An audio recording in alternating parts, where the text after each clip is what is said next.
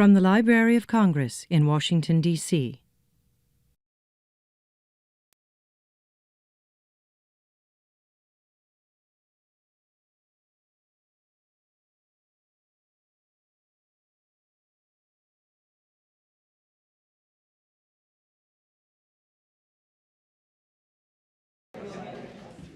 All right, good afternoon. Good afternoon, everyone. Can you hear me?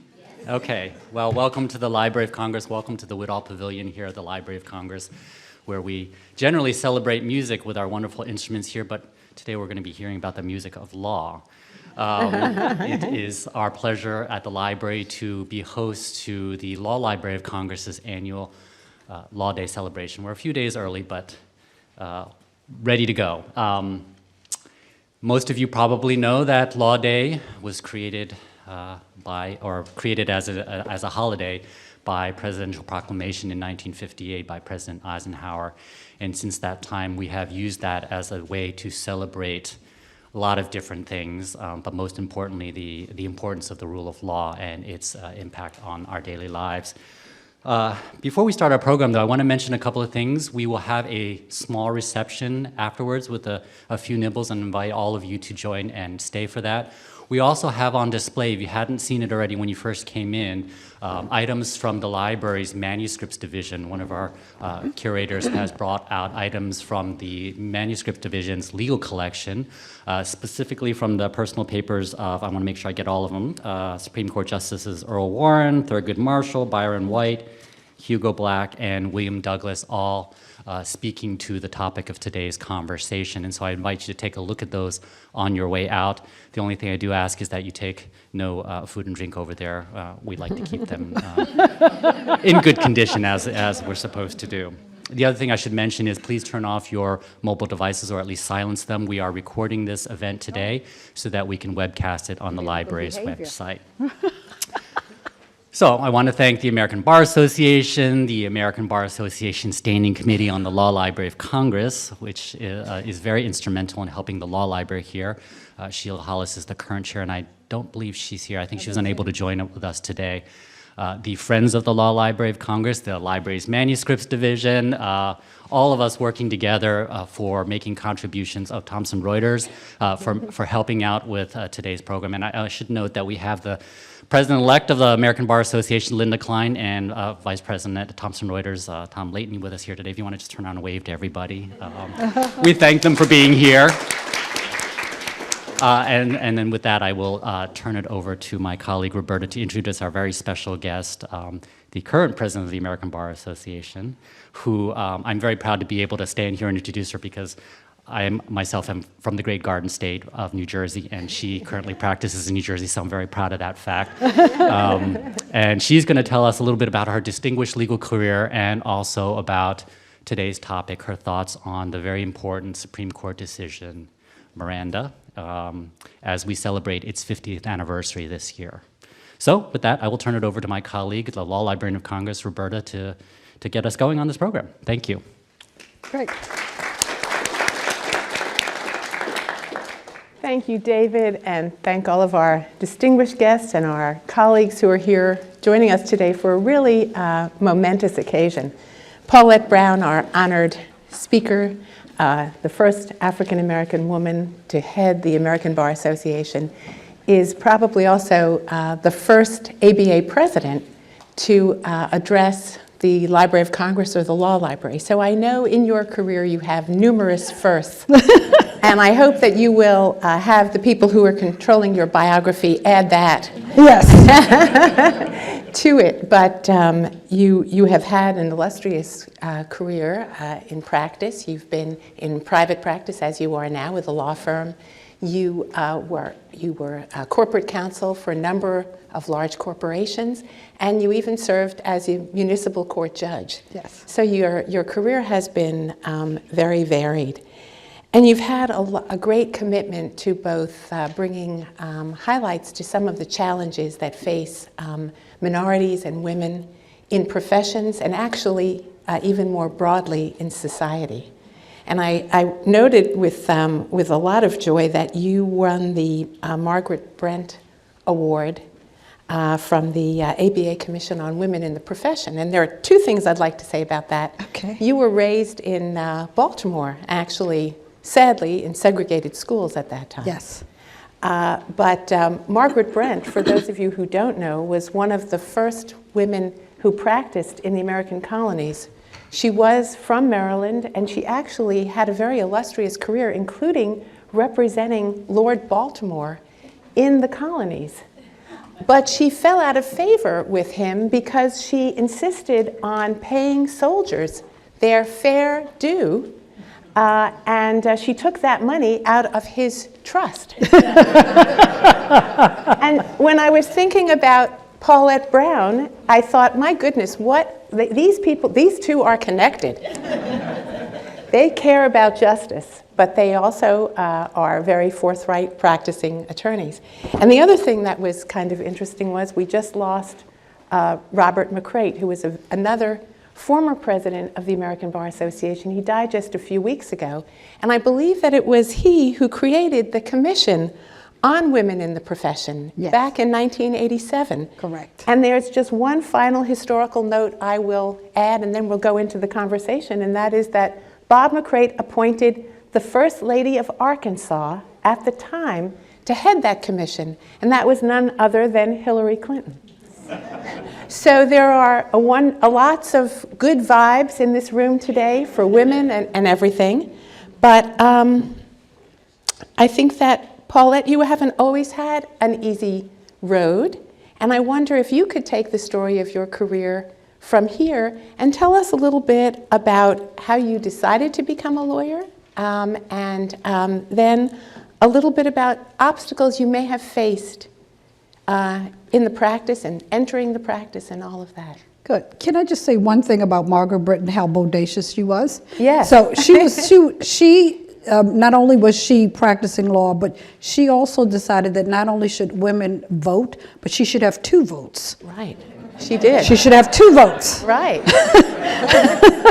One as a landowner, and then one as a lawyer and as a regular citizen. So she thought that she should have 2 votes. So, but. So you agree, you followed in her footsteps. Oh, I absolutely agree that you should have, for each thing that you do, you should have a vote. We're being recorded. Exactly, right. So, but I thought that was she was really ahead of her time. But, so, you know, like you said, I was born and raised in Baltimore, went to segregated schools until I was 10th grade, didn't know any lawyers.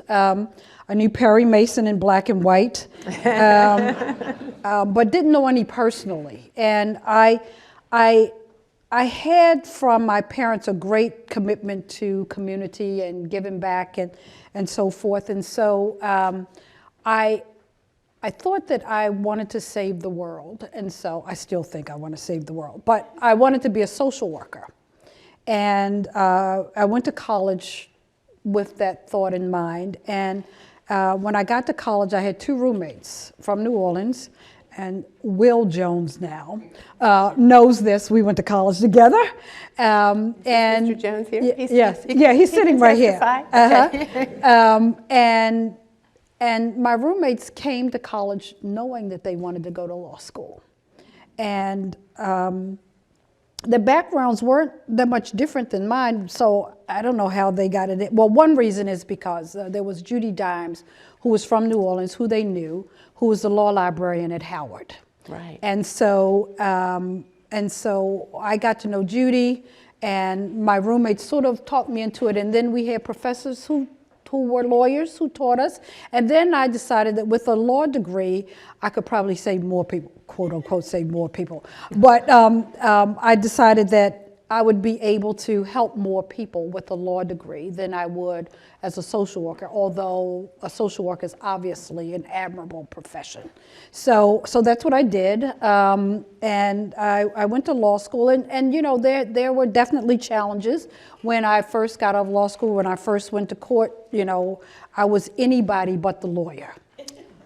Anybody but the lawyer. So I was I the defendant? Was I the court reporter? Was I one of the jurors? Well, then who are you? they never got to the part where are you the lawyer? And that sort of persisted for a really long time, and even now I'm confused with other professions. My new favorite one is that so many people think I'm a flight attendant. It's really a true story. It's a true story. Even now, and I don't have to be in an airport. Oh my goodness. For people to ask me that. I've twice been in an elevator in a hotel when people ask me, was I a flight attendant? From customs agents to people from other countries ask me whether I'm a flight attendant. I don't know what it is, but again, that's an honorable profession, but I don't know why people think only it's. I was buying Garrett's popcorn most recently in Chicago Airport, and I was asked, and I said, "Does that mean I'm going to get a discount?" And and that's what it was. But I didn't take the discount because it would not have been honest. But it is. Those I don't. With some people I don't take any offense to that. I really don't. Because I don't think people are being mean-spirited in any way. But sometimes some challenges do persist. One of the challenges that I've been able to use to my advantage is that when people think that I don't have the requisite intelligence or knowledge. In a particular case, I've been a litigator for a long time, and especially when I've been in cases with nothing but men on the other side and white men on the other side, and they don't really think I know as much as they do. So it's really great when I crush them.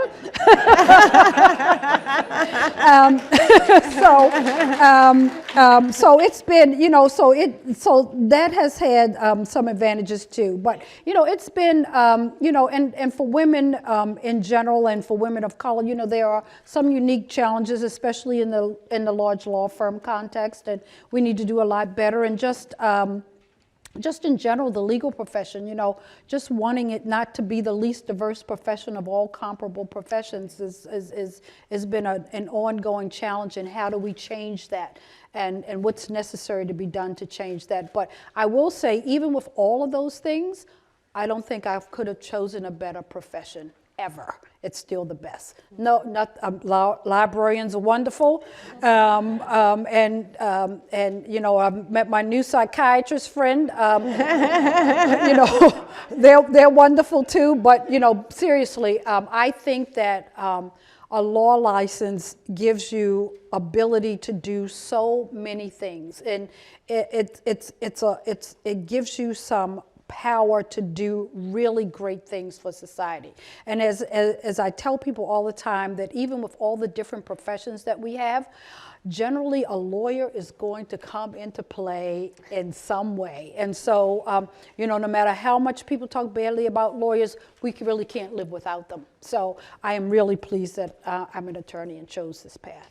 Well, we certainly in the Law Library are delighted you chose that path. Thank you. And we totally agree with you about how fulfilling having the legal knowledge and being able to use it for the better is a value. So I think we can move now to Miranda. Okay. As David mentioned, we're celebrating the 50th anniversary of that really landmark decision. And I am delighted that you have chosen that theme for Law Day. And I know you've added on a tagline, more than words. And it particularly, I think, strikes us all about how profoundly important Miranda warnings and interaction in general with our judicial and criminal justice system are today.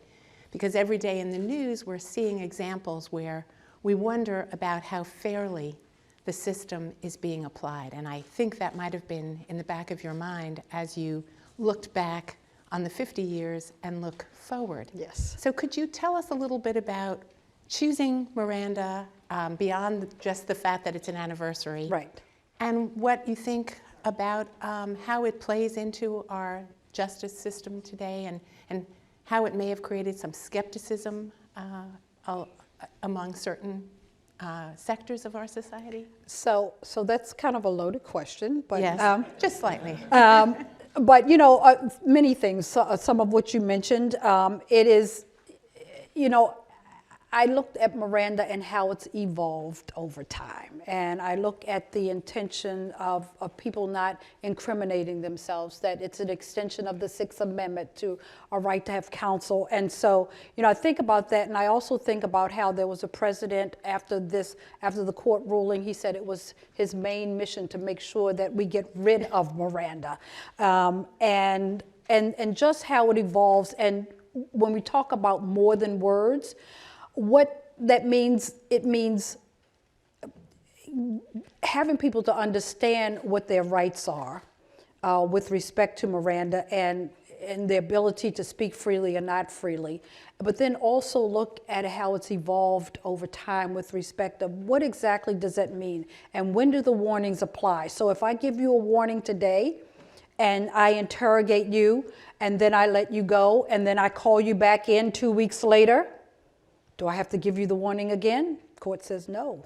You don't have to give the warning again. And then you think about you think about also the implications that if you don't talk now, how silence can be used against you, that if you don't say anything, that your silence can be used against you in a court of law. So you think about how it's evolved over time, and then really the meaning of it, because all of us hear the word Miranda. We don't even have to say the word versus Arizona anymore. It's just a one-word thing like Beyonce, like Prince. Everybody knows what it means. And then if you hear that any of those famous police sounds, or any of those, we know that Miranda is coming. We also question about, should it be used in every circumstance? Should there be some exigent circumstances where we don't have to give the Miranda warning? And then what happens if we start making exceptions? How far will that crack expand? And I think it's really important that we think about those things when you have half of young people in the United States believing that the justice system is not fair. And you have 66% of African Americans who think the justice system is not fair. And what impact Miranda has on people like them, and what does it really mean that people get Miranda? As a judge told a story a little earlier today about people who plead guilty, who confess to things, to crimes that they never committed, and the coercion that takes place, even after a person has been Mirandized, which fortunately has led to a lot of videos being placed in interrogation rooms, because there's been so many people who have admitted to crimes that they haven't committed, even though they've been read their rights, and the courts have used those confessions because people have been Mirandized to do that. So it has been an evolution. I think there's been a true evolution of Miranda. And I think that all of us need to pay really close attention to it so that the rights that people have come to know as just Miranda, that they won't be eroded, and people will have an understanding and belief that they really don't have to say anything that would be against their interests, that they really have a right to counsel, and the right to counsel extends before they get to the courtroom, so that people will understand and believe that they really have access to justice. And I know you yourself have been very active during your term in reaching out to young people. I think either before coming to us today or immediately following, you're going to be meeting with the Boys and Girls Club. Yes. And I'm wondering, what do you tell these young people, these middle schoolers and younger, about the justice system, and what do you use to encourage them that there will be justice in the true sense of it, and fairness in the society that they are growing up in? So what I say to everyone is that everyone has a role to play in our society, no matter how young you are or no matter how old you are, and everyone can make a contribution. Understand that how access to justice and people who have true access, how it affects the rule of law, and that we are a nation of rules. And that, if people don't perceive the justice system as being fair, that maybe they don't feel like they have to abide by the rules, because why bother? And so and when we have that, there can be no rule of law, and there'll be just chaos, and there will just not be a democracy anymore. And so a lot of them understand that even at very young ages, but one of the main reasons I go to the Boys and Girls Club is to expose them, because I never knew any lawyers. So they can see a lawyer. And one of the great things that happened day before yesterday, in New Mexico, I said, anybody know any lawyers? And a couple people said, yes, I know 3. And there were 3 of the young lawyers who had come with me and had met them in the tech lab.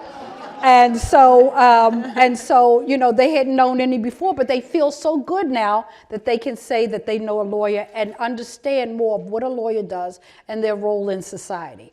They ask the best questions. You know, a 7-year-old asked me, what do you do if you get a case you don't believe in? And which I thought was a very interesting question. And young lawyers always go with me, so I punted it off to the young lawyer. But they ask, rarely, people say, I bet you they ask how much money you make. Very, very, very rarely, especially the younger kids. They very rarely ask how much money you make. Now, there was one who realized I was older than her grandmother and asked me whether I knew any abolitionists.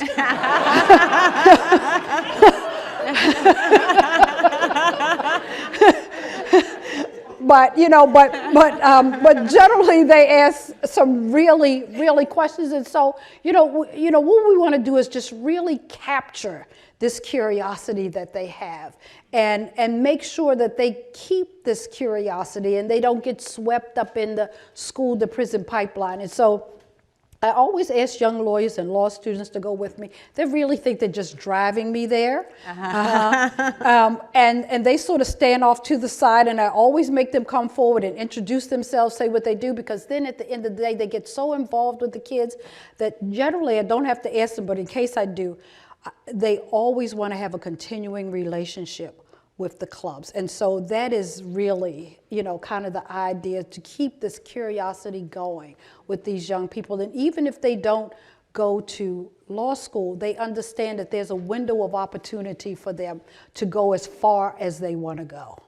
Oh, that sounds marvelous. Yeah. And I'm happy to see that even though you might have known an abolitionist, that you didn't confirm or deny, that you still have a very youthful optimism, and that's wonderful to see, because many times, as you know, our colleagues in the law get a little bit jaded as they are coming to a certain point in their career, and all they're wondering about is how much money will I make on this case. And so it's wonderful to see the leadership of one of the oldest professional associations in America be led by someone who's an optimist. I should have also said that at one time in your career, you were president of the National Bar Association. Correct. And that's something very important for us to keep in mind, because I think in the 1920s, the National Bar Association was created exclusively because at that time, and not exclusively, most professional associations, the American Bar Association did not allow African American lawyers to be a member. So the National Bar Association was created as an alternative for African American lawyers to have professional development and camaraderie. But in many ways, it led so many of the civil rights movement of the 20th century, and continues to do that. So I think you are, it's so fabulous that you've sort of worn the crown of both of those wonderful professions. Yeah, thank you.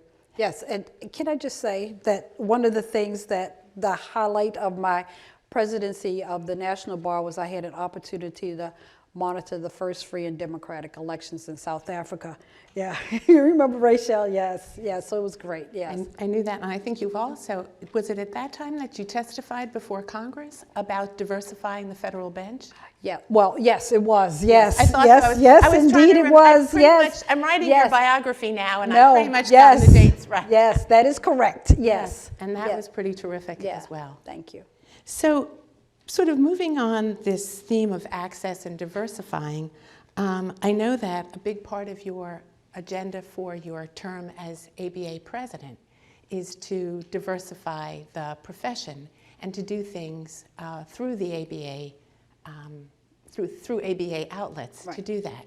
One of the things that I loved reading about your interest was that you would like to look at legal education and see if you can find ways to reduce the cost of legal education as a way of diversifying who can pursue it. And would you consider talking a little bit about that or other things that you want to do to diversify the legal profession? Yes, so it's multi-pronged. Yes, I noticed that. Right, it's multi-pronged, and I think that we have to do things in law school. We have to do things long before law school. We have to build a pipeline. So we do have a pipeline working group, and we're looking K through 12, college, then law school through bar admissions. And the cost of law school is really a big factor. So one of the things that the ABA has worked long and hard on is loan forgiveness for those individuals who go into some form of public service and work there for 10 years. I think that, you know, it has been taken out of the budget to Congress, but we're trying to make sure it goes back. And so there's been a huge campaign. It's hashtag loan forgiveness.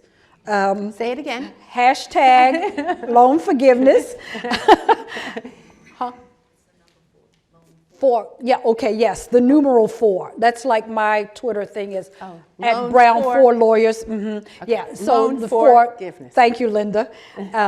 And so we're working really hard on that. We're looking at other means. There was a special task force that talked about financing of legal education, and in fact, some strong recommendations were made that actually the American Bar Foundation has gotten a grant to help to find ways that we can reduce the cost of law school. We're looking at people who get scholarships and how scholarships are administered as well, because the scholarships don't really trickle down to the ones who really need them, especially now when there's a shrinkage of people going to law school. So the issue has been compounded because people want to give the scholarships to attract the what people consider to be the best and the brightest. I could speak about that for a long time in terms of looking at other things other than just grades for law school. But it is an issue that we are constantly looking at.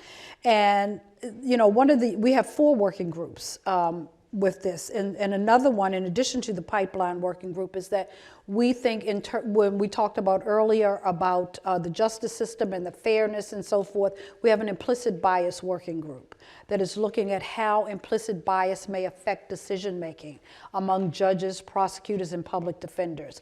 And so we're creating videos trying to be used as a training tool for judges, prosecutors, and public defenders. And the one for judges is already completed. It's all available on the ABA website. Please feel free to look at it and use it. But it's really very powerful, I think, because we have 3 experts who talk about implicit bias, but we also have 3 judges who are on the video who talk about and admit to their implicit biases and how they believe it may have affected their decision making, and how now that they know about them, and because none of us are exempt from having them. Right. And so, you know, so it's really good and important to acknowledge that so that you won't make decisions based on any biases. And so we're working on the prosecutors one where we'll have prosecutors on as well, and public defenders, and people say, why do you have public defenders doing training? Because they're the people who do good. As yes, they are, but one of the things that triggers our biases more than anything is stress. And so when we're under stress and we have to move things along, you know, we want to do things in a hurry. And so all of those things that have been in the recesses of our minds come flooding forward. And we make decisions based on that. And so so even the most well-intended people can be adversely affected by implicit bias. And then we're also looking internally at the ABA to see what we're doing, because it would not be a good thing for us to go out and try and tell other people what to do if we don't have our own house in order. We do a number of things correctly. So if you looked at all of those who are following me in ABA leadership. You have Linda Klein behind me. You have Hillary Bass behind her. And then in terms of our officers, next year you have a woman who's going to chair the House of Delegates, an African-American woman. You've got the treasurer-elect is an African-American woman. You've got the secretary who's a Native American. So it's pretty incredible. So the lineup, and and the succession, we've got some men here and there. But it's okay because they've had it for the last 136 years. So, so we're trying to do a number of different things. And then we're looking at economics. So we've got an economic case working group that, we hear over and over and over again how although women are more, half of the profession graduating from law school, only 17% of them are equity partners in law firm, and women of color only about 2%. And so we think that part of that has to do with economics and that they are not getting enough business and getting credit for the business that they bring to their firm. So we've got 3 general counsels working on that and trying to create guidelines for both law firms and companies to use uniform guidelines so that, especially when it comes to surveys and so forth of how law firms are doing, everybody is reporting the same information to everyone else. Yes. So, yeah. So. Well, I know that you've been very active in your current law firm, Locke Lord, and co-chairing the diversity committee. And I wasn't surprised to see in a recent issue of the American Bar Association Journal that there was a focus on women leaving the practice of law. And I think it might have been in the same issue of a presidential page you wrote that I found really inspiring. So I'd like to talk a little bit about that for a minute. Okay. And that was when you spoke about the disparate impact of bail and fines and fees on members of minority communities. And the reason that it struck me so much was that I think that very same week in the New York Times, they had reported finding the same factor in library fines, that the very people that we want to have access to public libraries also find that many times they can't get to the library when the library's open, or they can't get to the library to return a book, or somehow a fine accrues. And these are the very same people who we want to have access. Yes. So when I read your column and that article, I was struck by that. And I wonder, what do you think we can do as a society to really level that playing field? Because it seems so disparate right now. I think the first thing we have to do is we have to stop punishing people for being poor, and figure out alternative ways for the imposition of fines, and not only that, have the fines not turn into a criminal action. Right, which happens so quickly. So frequently. And so, we talk about the fact that there should be no debtor's prison, but we have certainly created debtor's prisons in the United States. And so some people are actually looking at alternatives to heavy fines, and I think one of the things that the report that came out from the Attorney General on Ferguson, and how they collected fines and how the fines turned into criminal actions and so forth. That what we've discovered is that people said these things happen in Ferguson, but unfortunately Ferguson is a microcosm of what's happening all over the country, and how people are generally punished because they are poor. And so I think that we really have to be innovative and creative in our thinking. And think about not just how we can do things other than impose fines. There's something called community service. Community service that we can do. There's some other judges who are doing things that are finding alternatives, having people to just sit and write about what it is that's going on with them, and explaining different things, and using that as a way to bridge a gap. And when they've satisfactorily completed, that there are no fines and that there are no penalties. But you have to have a commitment, because the judges I know who do this, they get paid no extra money.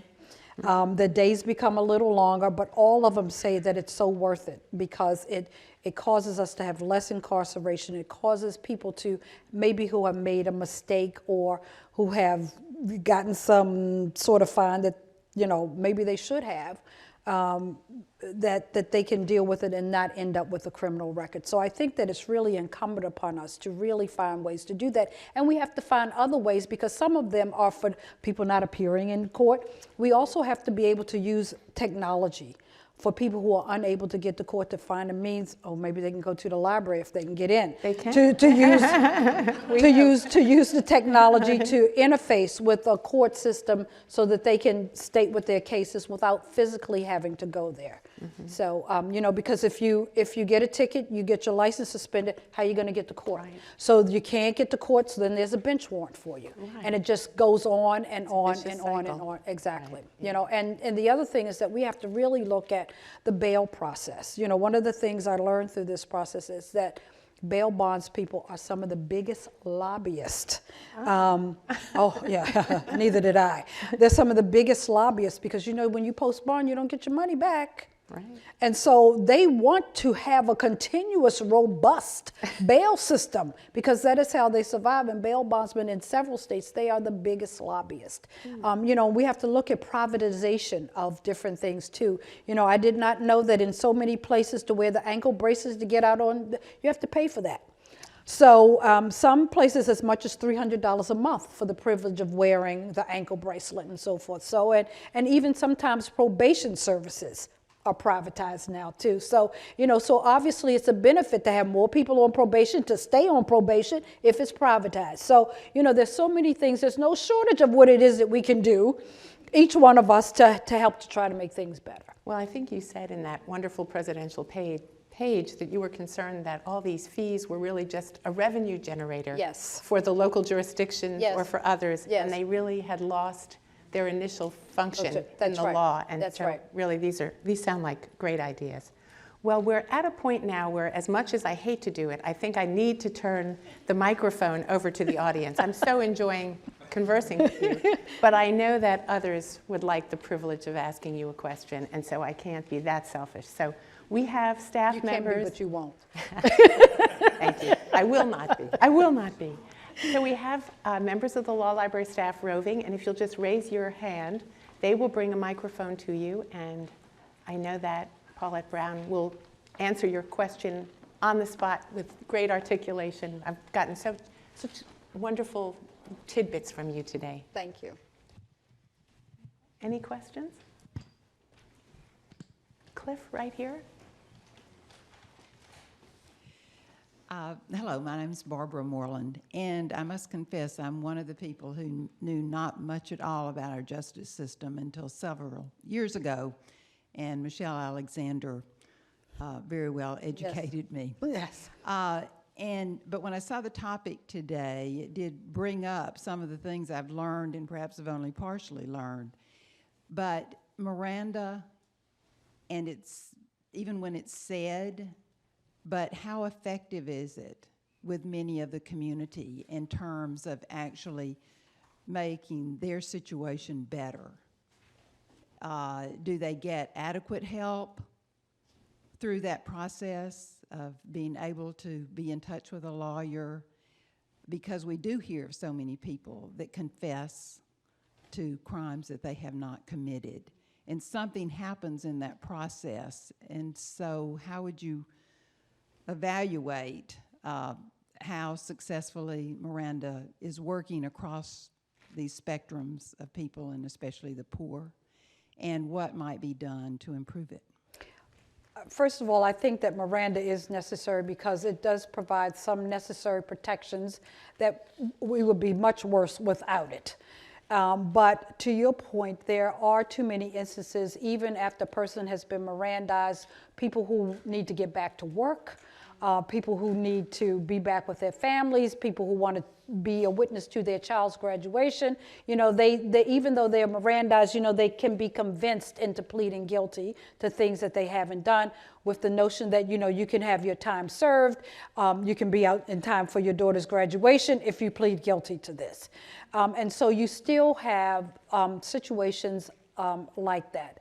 And sometimes, you know, the person who is encouraging somebody to plead guilty, you know, maybe they are, maybe they aren't, but, you know, there are other things that come along with that, you know, the collateral consequences of pleading guilty to things. You know, you're giving up the right to vote later, you may not be able to get certain housing later, you know, you may not be able to get a plumbing license, electrician's license, it can go on and on and on. In fact, there are about 46,000 collateral consequences in the federal system. But, you know, what we can do is that we can, you know, what I tell people all the time, that it's so important to vote. And that not just vote on presidential elections, but you have to vote on every level, from Board of Education to town committee to everything, because it really, all politics really start off as local. And there's so many things that are affected by those initial elections that have a great impact on everything else that's done, you know, in municipalities and all of that. And also to make sure you know who the people are who are representing you, that you don't wait until there's something. Let people know who you are in your community, so that when you go to them, you say, this is who I am, I was here, you know who I am, and I have this issue. So you have to, everybody should make themselves have a voice in the process. And there are a number of different ways that you have it, but it's going to take individual and both collective efforts to make any type of sustained change. Thank you. I think there was another question on this side. First, I really enjoyed your comments, and I grew up in Baltimore, much like you did, and I always wanted to help people, much like you did, so I became a psychiatrist, but I went to law school for a year before I went back to med school. So now I'm working in corrections, and what I'm seeing is the same thing you've been talking about, people that have pled guilty when they haven't done anything, and then as they're getting ready to be released, where they get a job, how they're going to live, how they're going to survive. But even deeper problem, which I don't know how to address, but I'd just like to hear what you have to say about it, is inner city. These young people grow up. I have a case where the father has been in prison on and off because they were selling drugs. The mother may have mental illness. So we have people that are growing up in cities that really don't have parents, and no one's doing anything about it. And so what I see is a prison system all across the state of Maryland where people are just funneled right into it. And they're generally black people and Hispanic people. That's who are showing up in my offices. And lower income white people. And I think that we are losing generations of young, bright people because we don't intervene early enough at all the levels, economic, educational, and I'd just like to see if you've had any ideas about that in the time that you've been taking care of people too. Do I have ideas? What time is it? It's quarter till, so we have about 15 more minutes. You are the one who is really scheduled today. So because that's such a question. First of all, things have to be looked at, I think, in a more holistic way. And we have to stop treating poverty as a crime. And we have to really look at our implicit biases to figure out why it is that only or such a greater percentage of black and brown people are going to or being prosecuted. I think that prosecutors have so much power in the justice system because they determine who is going to be prosecuted and with what charge. And so some people, even though other crimes are being committed by other people, some people are given the benefit of the doubt. Whereas some may say this is what we expect of this person, and so we're going to charge him with as much as we can because it's expected that this person should do this. The same judge today said that he had 2 jurors who said that they could not be fair because they thought all black men were criminals and committed crimes. And so they couldn't be fair, but we have these notions. A lot of it has to do with what we see on TV and just the constant images that are projected over and over and over again, telling us what's good and what's bad and what we should expect from one group of people over another. And so, I think that's part of the reason why there's so many more people. It's the same with school suspensions, school expulsions, or expulsions. The whole thing, it's generally when brown and black children are suspended or expelled from school, it's something that's discretionary. Whereas if it's a white person, it's something that's really a clear violation, like having drugs in school, for example. And so I think that just a greater education of individuals, to have them understand what their implicit biases are. I think that everybody on this earth should take the implicit association test. And they have all types of implicit association tests. You can find it online. You can just Google implicit association test to see what your biases are. I know my sister years ago accused me of one. I denied it. But then I found out for years and years and years and years, long before there was any such thing as implicit bias. She would just say, you're prejudiced against this group of people. And I found out that not so much that I'm biased against them, but I slightly favor the other group. But I think that a lot of it, the way people react to things has so much to do with what people have been told and taught about a certain group of people for so long, without recognizing what the true history is. So I think that there's a lot of education that has to be done and that needs to be done. I think that all of us need to check and see who we are first, and then I think that all of us has an obligation to put other people in check when we hear things, when we see things. You don't necessarily have to be really confrontational, but you can ask them a question. Do you realize what you said? Do you realize the impact of what you're doing? Do you realize the effect that what you're saying has on the person who is receiving the information? I think that all of us has an obligation to point out things to people when we see or hear something. Are there any further questions? Well, I want to, before we adjourn for the afternoon, I want to just say that this is not the first and last time that the Law Library will be commemorating Miranda. I don't want to say celebrating, and so I want to put the following on your radar. We will have a program in July at our Culpeper campus, which, Paulette, is where we have our motion picture and recorded sound preservation in a former Federal Reserve vault.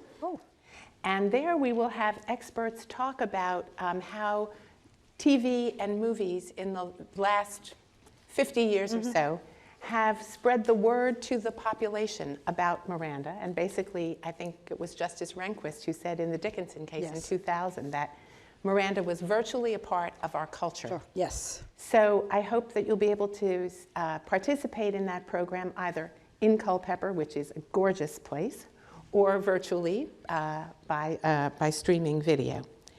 This year, we will celebrate Human Rights Day on December 9th, and at that time, we will look at how Miranda, in many ways, has become a human right.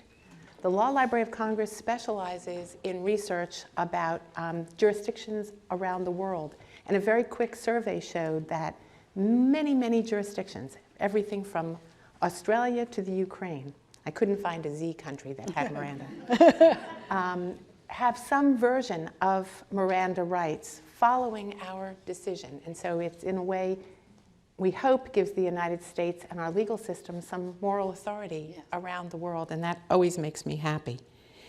And then please always follow us on Twitter, and we know a lot of people were tweeting today.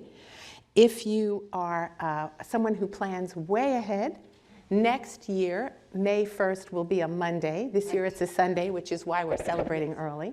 And we will have a program on drawing justice, which will display the many, many collections of court illustrators that the library owns, which is fascinating to see. And we will have court illustrators on the panel for Law Day, but we also hope that Linda will join us and maybe make some remarks and set a tradition of the ABA president making an appearance at the Library of Congress for this very, very exciting day every year.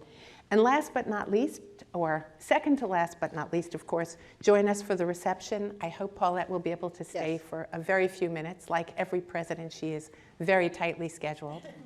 But we also continue to have our Miranda display in the background, and if you're killing just a little bit of time this afternoon, last week we opened our extraordinary Jakob Riis exhibition upstairs. Remember, he was the author of How the Other Half Lives and had a huge impact on legal reform in the early part of the 20th century. And we're hoping that there are his successors. I think I'm looking at one for the early part of the 21st century. Thank you so much for being with us this afternoon for a truly remarkable conversation. Thank you so much. Thank you. This has been a presentation of the Library of Congress. Visit us at loc.gov.